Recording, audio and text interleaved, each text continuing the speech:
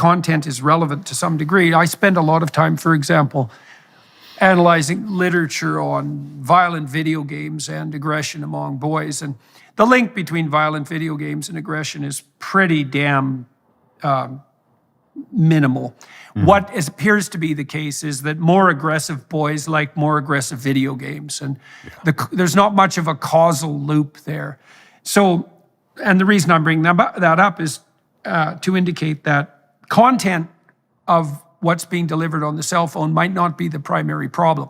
That might even be true for pornography. What is certainly a problem is the fact of the substitution of the screen for such things as direct, rough and tumble physical play, or even abstracted pretend play. You know, a lot of this identity confusion that I see among adolescents in, let's say, junior high, high school, and university looks to me like late manifestation of pretend play that should have occurred at about the age of 3. I'm particularly concerned, like as you said, about video games, not so much because, as you said, of the content, but because of how they outcompete some of these other more traditional nourishments. This is kind of one of the fundamental areas of my thought is this idea that one of the most effective ways that we can kind of win in the capitalist system is to deliver something that is hyper-stimulating that's very cheap, right? So hyper-stimulating products. A friend of mine who's a neurobiologist who studies obesity, he said to me that what the food industry has effectively done is they've divorced flavor from nutrition. And when I thought about that, like I immediately had this chain of thinking, which was if junk food is flavor divorced from nutrition, then pornography is sexuality divorced from the context of relationships. Yeah, right. Video games are thrill divorced from physicality. And so you take these boys who have this inherent aggression and you let them play Fortnite, and they can play all day without any self-regulation from having to, the physical demands of actual rough and tumble play. They can practice shooting and running and jumping and all the things that, I did as a kid, actually physically. And that's probably not bad necessarily. It's not that bad necessarily on its own. The problem is that it's so easily outcompetes the actual thing that we need, which is the real physical play.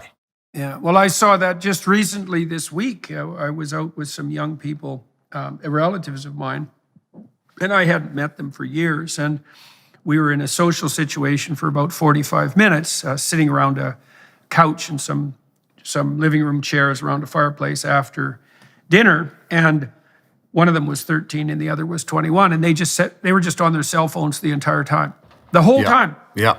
And I thought, well, I felt very bad for the kids because I thought, well,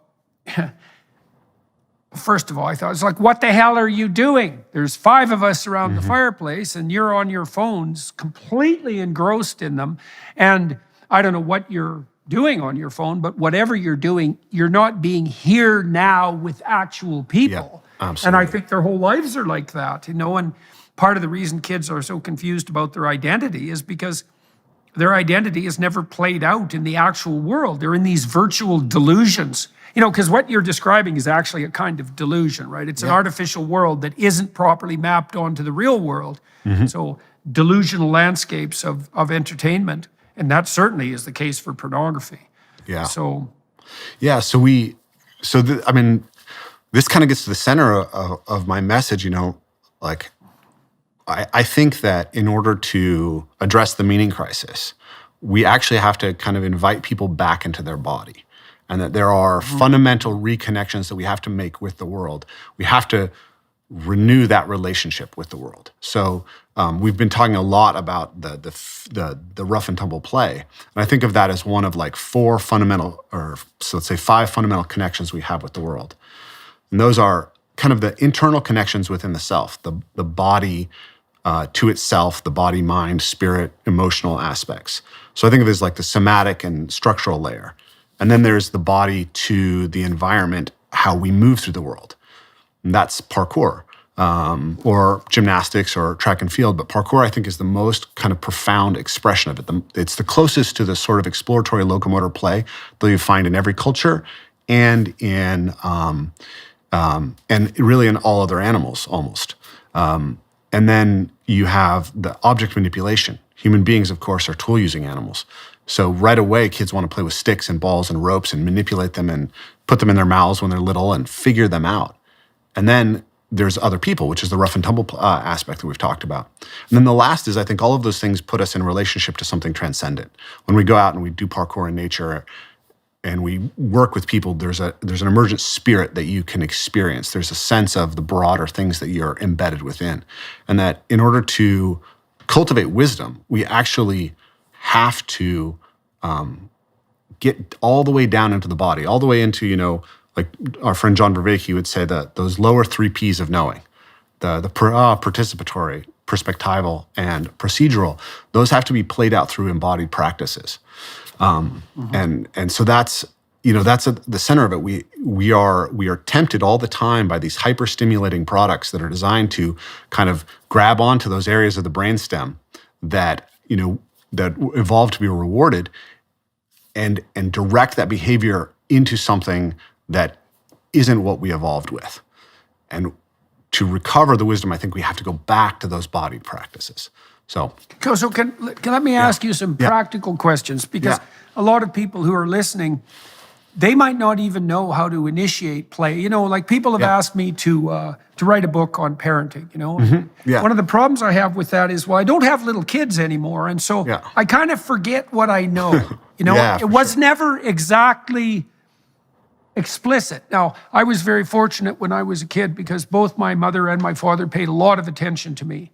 And my dad, in particular, is markedly good with little kids. Oh, wonderful. And I think that was because he had a really, really good relationship with his grandfather and had a lot of attention paid to him. And so that was just an embodied practice, let's say, in our household. And so I know exactly what to do with little kids. I'm not the least bit afraid of them. I know exactly how to play with them, even if they're timid. I know how to poke them and, jolly them into a bit of a reaction and to entice them out of shyness. But I don't exactly know how to tell people how to do that.